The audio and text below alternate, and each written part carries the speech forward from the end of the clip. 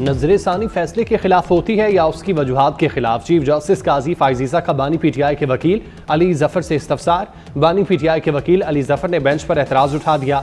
कहा बेंच गैर कानूनी है, बेंच तरमीमी ऑर्डिनेंस के मुताबिक भी दुरुस्त नहीं।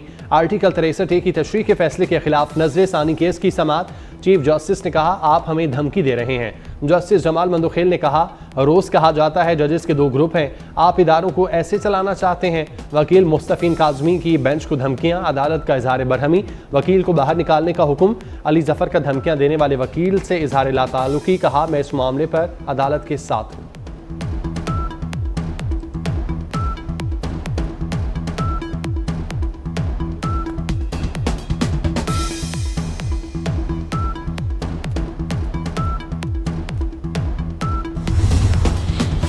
एक शख्स को फेवरेट समझकर रिलीफ फैक्ट्री खोल दी गई। बिलावल भुट्टो आईनी अदालत में इत्तेफाक राय पैदा करने की कोशिश कर रहे हैं। सीनियर वजीर सिंध शर्जील मेमन की प्रेस कॉन्फ्रेंस। कहा पीपल्स पार्टी चाहती है लोगों को रिलीफ मिले, आईनी अदालत बने। 20 साल लोग जेल में रहे, फिर फैसला आया कि बेगुनाह है। शर्जील मेमन ने कहा कि ऐसे भी मुकदमात हैं जिनसे लोगों की जिंदगियां तबाह हो गईं।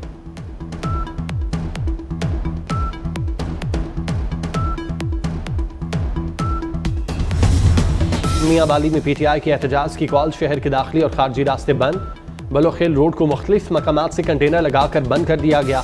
पुलिस और रेंजर्स तैनात। मोटरवे M4 के फैसलाबाद में तमाम इंटरचेंज बंद। हाईवे से काफिलों को दाखिल होने से रोक दिया गया।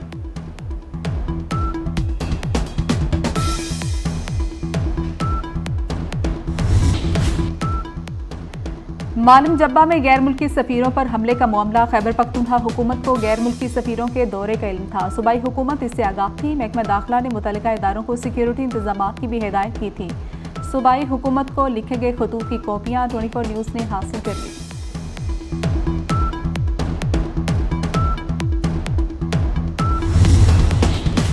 PIA का तुर्किया के लिए फ्लाइट ऑपरेशन आर्जी तौर पर मुअत्तल। 13 अक्टूबर तक PIA की कोई भी परवाज तुर्किया के लिए ऑपरेट नहीं होगी। PIA को इन्वेंट्री और स्लॉट की अदम अदायगी पर फ्लाइट ऑपरेशन मुअत्तल किया गया।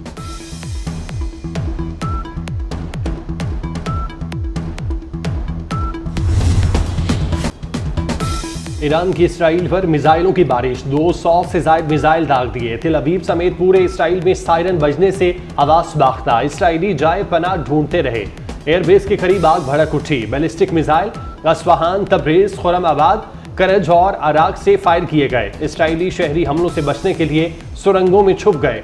शहरी गाड़ियों और दीवारों को ढाल बनाते रहे।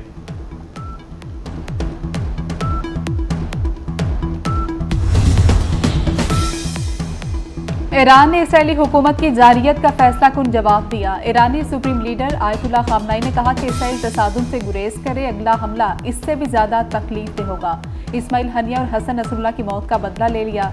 ईरानी पासदान इनकलाब की ललकार। कहा कि इसराइल ने कार्रवाई की तो फिर निशाना बनाएंगे। कहा कि इसराइल के 3 एयर बेसिस को निशाना बनाया। अभी ज्यादा ताकतवर मिसाइल इस्तेमाल नहीं किए।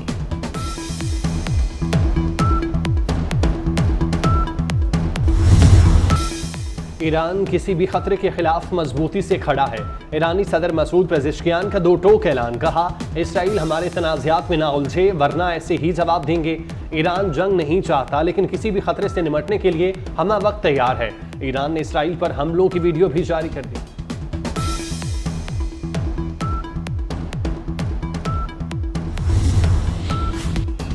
कोई गलती ना करे, अमेरिका इसराइल के साथ है। अमेरिकी सदर जो बाइडन की इसराइल पर ईरानी हमले की मजम्मत। कहा कि तेहरान को हमले के नताइज भुगतना होंगे। अमेरिकी वज़ीर ख़ारजा एंटनी ब्लिंकन का इसराइली वज़ीर दिफा को फ़ोन। मौजूदा सूरत हाल पर बातचीत। एंटनी ब्लिंकन ने कहा कि ईरान का इसराइल पर हमला नाकाबिले कबूल है। सारी दुनिया को ईरान के हमले की मजम्मत करनी चाहिए। तर्जुमान अमरीकी महकमा खारजा मैथ्यू मिलर ने कहा कि ईरान को हमले के संगीन नताइज भुगतना होंगे। इत्तेहादियों के साथ बातचीत कर रहे हैं। अमरीकी तंसीबात महफूज है। मिसाइल हमले रोकने के लिए इसराइल की मदद की। कामिला हैरिस ने ईरान को मशरिक़ वुस्ता में अदम इस्तेहकाम का जिम्मेदार करार दे दिया। डेमोक्रेटिक सदारती उम्मीदवार ने कहा इसराइल की सलामती के लिए मेरी वाबस्तगी गैर मुतज़लज़ल है। अमरीका ईरान और उसके हिमायत याफ्ता दहशतगर्दों के खिलाफ इक़दाम करेगा।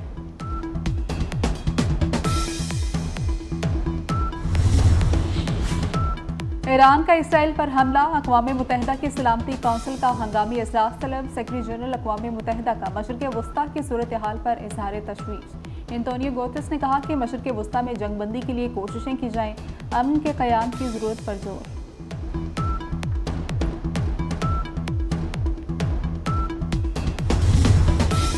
ईरान के मिसाइल हमले से पहले तेल अवीव में फ़लस्तीनी नौजवानों का हमला।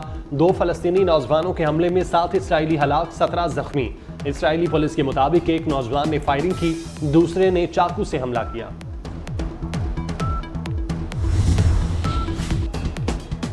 इसराइल के खित्ते के अमन पर मुसलसल वार। लेबनान के शहरी इलाकों में इसराइल की बमबारी, हमलों में 55 अफराद शहीद, 156 जख्मी। सिहूनी फौज ने बैरूत के जुनूब से रिहायशियों को निकल जाने का अल्टीमेटम दे दिया। इसराइल का हिजबुल्लाह के कई अहदाफ को निशाना बनाने का दावा। इसराइली फौज की गजा के पनाहगज़ीन स्कूलों पर बमबारी। 24 घंटे के दौरान हमलों में मज़ीद 37 फ़लस्तीनी शहीद।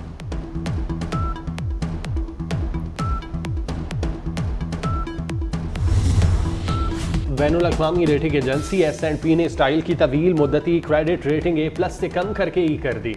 मौजूदा सूरत हाल इसराइल की माशी आउटलुक तवील मुद्दती तक मनफी नजर आ रही है। इलेक्शन कमीशन में पाकिस्तान तहरीक इंसाफ के इंट्रा पार्टी इंतखाबात का केस 22 अक्टूबर तक मुलतवी।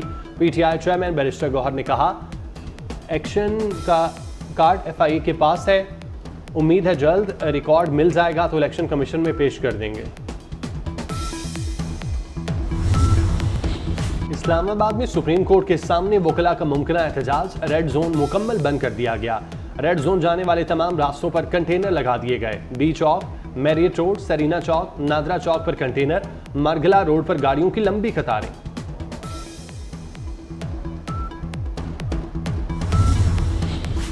शंघाई तामुन तंजीम सरबराही अजलास की तैयारियां। वज़ीर दाखिला मोहसिन नकवी की ज़ेर सदारत तैयारियों के हवाले से इजलास। SCO सरबराही अजलास के हवाले से सिक्योरिटी इंतजामात का जायजा लिया गया।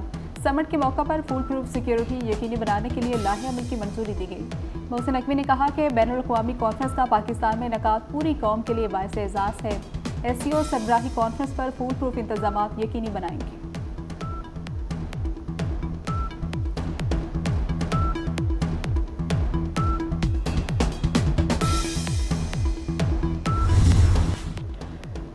डॉक्टर जाकिर नाइक की मौलाना फजलुर रहमान से मुलाकात। डॉक्टर जाकिर नाइक ने मौलाना फजलुर रहमान की इमामत में नमाज भी अदा की।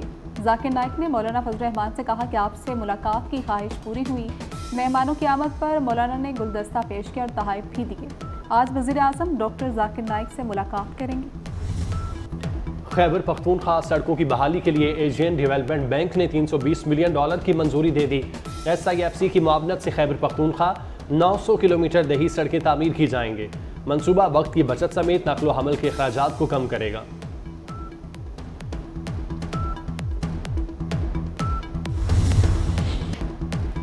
रवा साल का दूसरा और आखिरी सूरज ग्रहण आज रात शुरू होगा। सूरज ग्रहण पाकिस्तान में नहीं देखा जा सकेगा। सूरज ग्रहण पाकिस्तानी वक्त के मुताबिक रात 8:43 पर शुरू होगा और रात 2:47 पर खत्म होगा।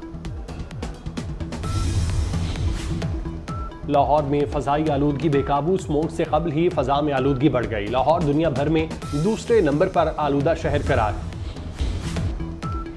बाबर आजम ने वनडे और T20 की कप्तानी छोड़ दी। PCB की तरफ से बाबर आजम पर कोई दबाव नहीं था।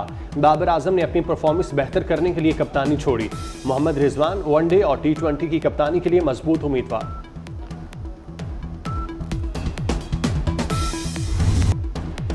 England cricket team test series खेलने के लिए मुल्तान पहुंच गई। इंग्लिश क्रिकेट टीम 2 दिन आराम के बाद 4 अक्टूबर से प्रैक्टिस शुरू करेगी। पाकिस्तान और इंग्लैंड का पहला टेस्ट 7 अक्टूबर से मुल्तान में खेला जाएगा। दूसरा टेस्ट भी मुल्तान में 15 अक्टूबर, जबकि आखिरी टेस्ट 24 अक्टूबर से रावलपिंडी में होगा।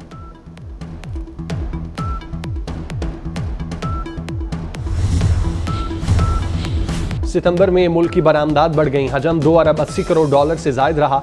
रवा माली साल की पहली सैमाही में बरामदात 14.11% बढ़ी।